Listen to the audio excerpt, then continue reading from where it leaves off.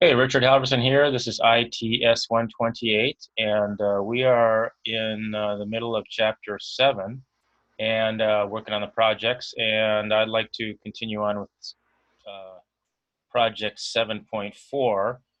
I'm sharing my screen and I'm recording. So let me go to Pearson. And here we are. I just looked from here, table of contents. And so this is the table of contents, and we are in lists. And in the previous video, I actually covered project 2. And if you recall, when I did project 2, uh, the approach I took was to was to first identify all of the unique integers. And I created this list called unique integers. And I looped through all of the string of numbers that I read in, split it by the space character, and then I got this list called number integers, and all of the integers were in there, even if it was an integer that occurred more than once in the list. Um, and then the approach I took was I first figured out a new list that had just every integer in there once. And then from there, I actually looped through that list to look for the number of occurrences in the original list, how many times each unique integer appeared in the original list. And so and you saw with an example that, for example, here in this list, the 2 appeared twice and the 5 appeared twice. Now, in 7.3, the question is similar. Write a program that reads integers and displays distinct numbers in their input order and separated by exactly one space. And so what you're supposed to do is you read in all the numbers like this, and you're supposed to display, you're supposed to go through, and if the number has occurred already, like in this case, we're going through 1, 1, 2, 2, 3, 3, 2, it has already been output, so we skip that. 1 has already been output, so we skip that. 6 has not been output, so that goes here. 3 has already been output. 4 has not been output, so it goes here. 5 has not been output, so it goes here. 2 has been output already, so it's not added to the list. So you only append onto this distinct number list integers that have not been added to the list already. Well, that's very similar to what we did in the previous quiz, except for in the previous quiz, you recall that we actually found we had to sort the numbers first because we needed the output to appear like the output appears here, and these numbers are sorted. Well, you don't. You make sure you don't sort the numbers. You can just read in the string integers.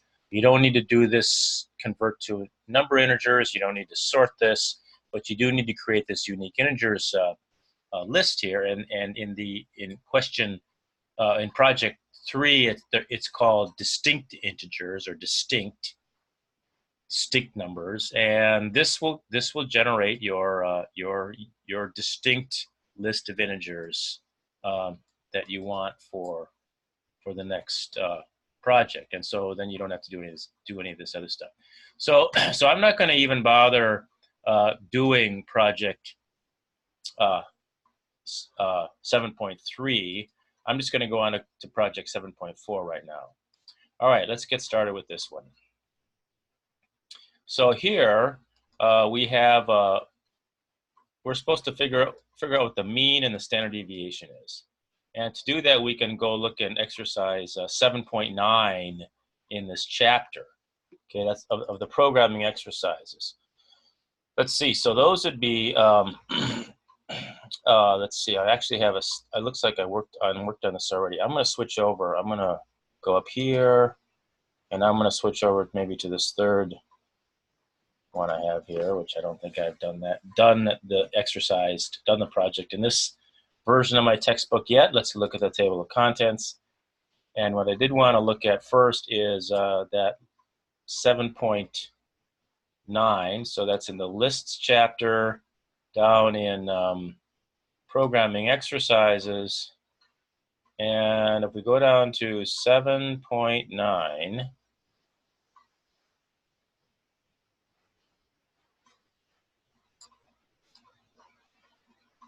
nope, went too far. This must be here. Programming exercise. I guess I just have to wait till it loads. All right, 7 point. 7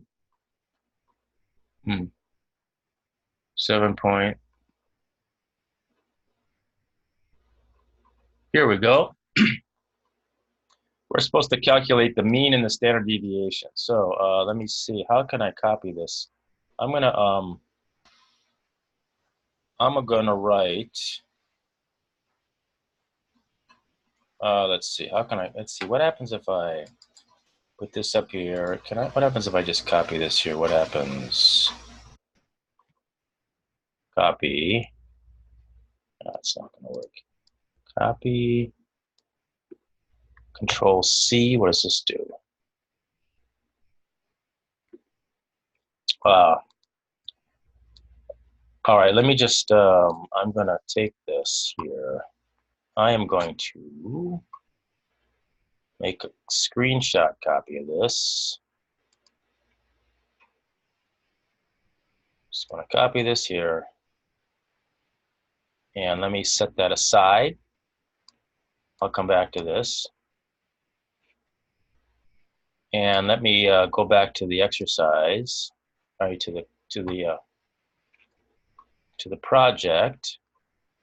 It's project number 4.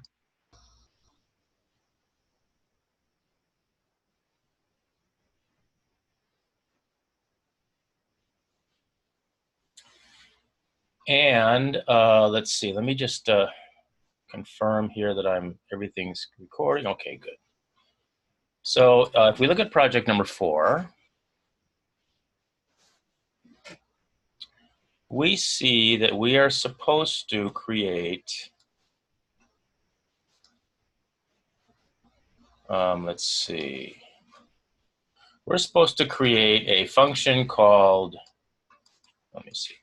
So we're going to read in a string of floating point numbers, and we're going to compute the mean, and we're going to compute the standard deviation. Okay, so the mean, so we have to compute a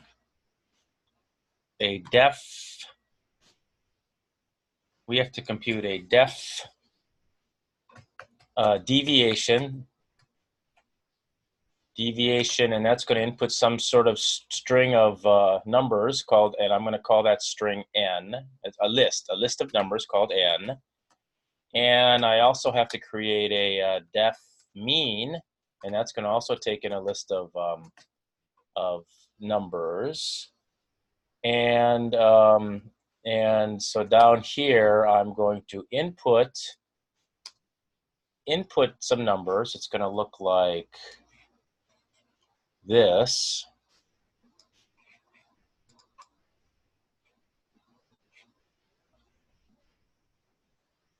Input, enter numbers. I'm talking about this right here. And so it's going to input a bunch of numbers, and I'm going to convert that to a string of floating point numbers. So, okay, so I'm inputting a string of floating point numbers. And so the string version of those, I'm going to just call it string floats equals s, the string split. I can just do that because I'm going to split it on the space. And so now I have a list of these numbers, but they are all in string format. So I have to convert it to actually the floating point format. So I'm going to create a new list, number floats. So these are actually the number values, and that will be this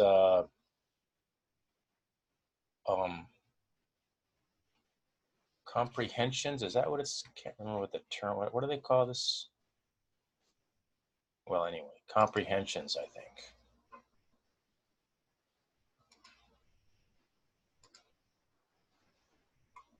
List comprehensions, where we are creating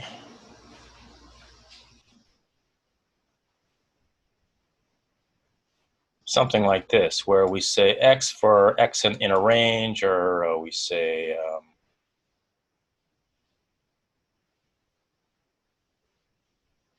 well, let's go back to the project. We're going to go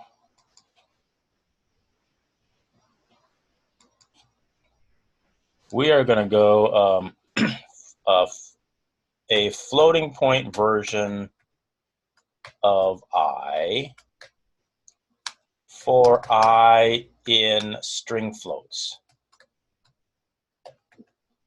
Okay, so for all of the I's, let's use F's, floating point numbers. For all the F's in string floats, so we're talking about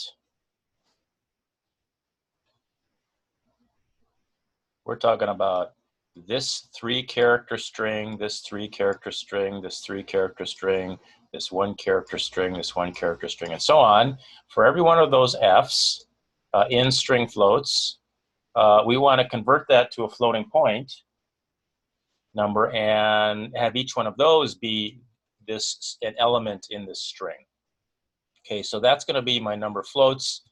And then I'm going to just call, I would want to print out, once I have these functions defined, and I'm going to be passing in the strings here. These are the strings. It's going to be number floats I'm going to pass in. I'm going to pass number floats into here, and it's going to return the mean. And then I'm going to pass in the list of number floats into here, and it's going to return the standard deviation.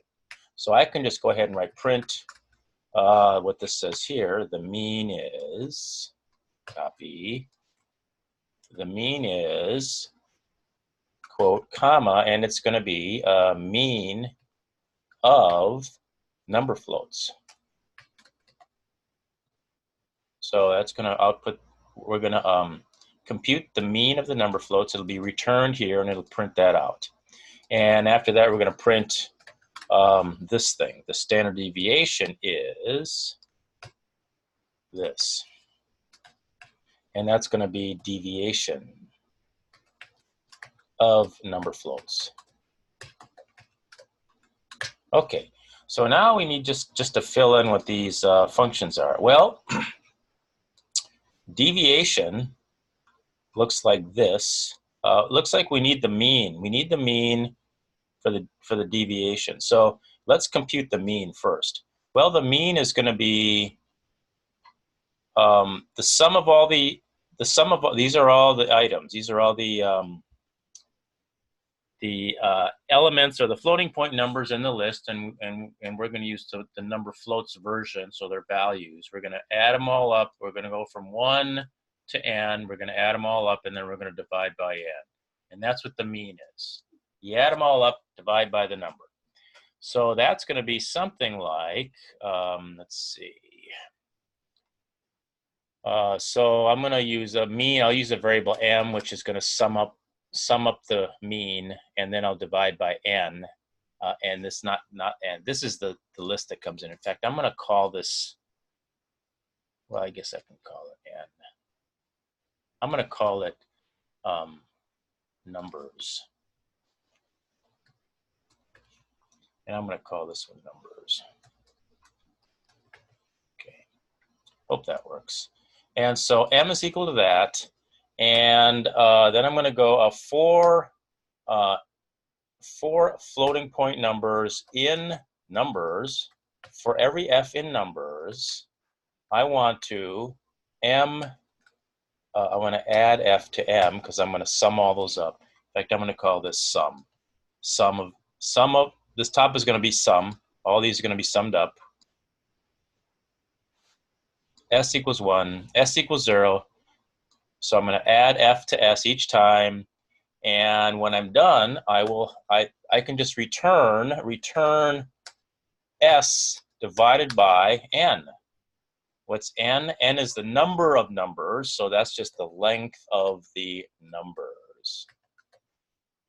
So this will return this value, and this value is the mean, because we've added up all the numbers. That's what this does. This adds up all the numbers, and then once they're all added up, we're done. Then we divide by the number of numbers, which is what this is, and that's what is returned. So we can try this out. Let's just return a 0 here, just to see if this works. We're going to input a bunch of numbers, and then we're going to see if the mean part works. Okay. So let's so this is test. Why I'm going to save this, and I need to get my command line cmd, and we are at let's see, desktop, which is here, and that is properties. Let me click over here and get the location, which is this. Copy. And that's going to be cd paste. So now we're at the desktop. There's my Python script. So let's run it. python test.py, and it asks me for some numbers. Let's try this because we have a mean value here. So let's do this string. I'm just going to copy this string. Copy and paste it here. And we have a mean. We have a mean of 3.11. Okay, so that looks pretty good. Of course, the standard deviation is 0 because that's what we're returning here. We're just returning 0. Okay, so I'm confident our mean works. So now with that mean, we can try to do the standard deviation. So the standard deviation is we go through all the x's again. We all go through all the elements in our list, all of the floating point numbers in our list. And for each one of them, we take it, we subtract the mean, and then we square it. We make it to the second power, and then we sum that up. So first we do the calculation, and then we add it, we sum it. So, and then when we're all done, we divide by n minus 1, and then when we're all done with that, we take the square root of the whole thing. Okay, so that's a little bit more complicated. Let's see what we got for that. I'm going to start out by summing up, and I think I'll just call it, I guess I can call it S again. S equals 0. And I'm going to be, and I got to compute the mean, so I'm just going to get that number right now. M equals mean of numbers. Okay, so now I got the mean there. So I got this number right here. So I got to go through each x, subtract the mean from it, and square it, and then sum it to S. So first let me go for all the f's in numbers. I'm going to add to S the floating point number minus the mean. I'm doing this one right here. I'm doing this. Floating point number minus the mean, that quantity squared. And to square it, I can do times 2. That works to the second power. So f is this is like f minus m. In fact, if we want to, I can actually just use these. If we want to, x. How's that? X minus m, x minus m. For each x in numbers, take x minus m and take it to the second power. So that's this thing. And then we sum it to s. That's this thing. So we're summing up s. That's this. And then once we've summed them all up, we have to divide by n minus 1. So s is all summed up. And then we're going to say S equals S divided by n minus 1. So n minus 1 is the length of numbers minus 1. And it's I've got to put parentheses around here because we want to make sure that is calculated first. We want to make sure this is calculated first. And then this is going to be our S all summed up. We divide that, and that gives us a new S. And then we got to take the square root of that S because we got this whole square root thing going on here. So I'm going to say that, in fact, we can just return that. So return S, which is now this whole thing underneath the square root.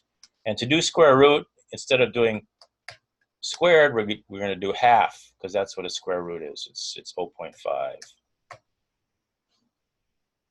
So S to the 1/2 power is like the square root of S.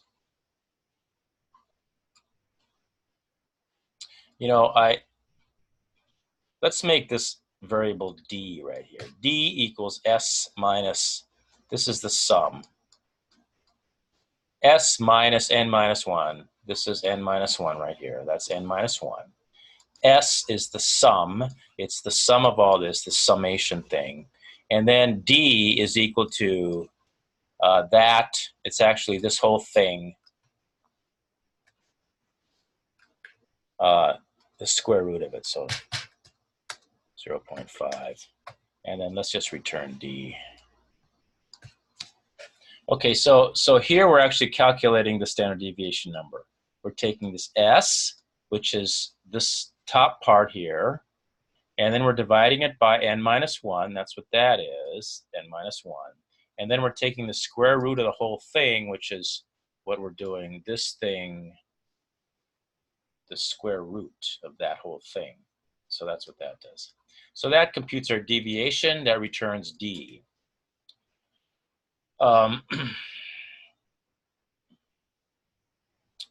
This is pretty close to what we need for our assignment. We're computing the standard deviation. We're computing the mean. The standard, and so here we're just displaying out the standard deviation, and here we're just displaying out the mean. So I'm going to let you try that. I'm pretty positive that this will work. Wait a minute, now. S, yeah, okay, S equals 0. We're summing up the S's. Once we get summed up the S's, we're going to divide by n minus 1, take the whole thing to the 1/2 power, and when we try this out, we should get this with all the extra stuff on it. Turns out that's okay. That'll be okay, and then we'll also get a standard deviation number, which is going to look something like this. All right, so that should take care of project number 4, and I'll come back in a moment with project number 5. Thanks for watching.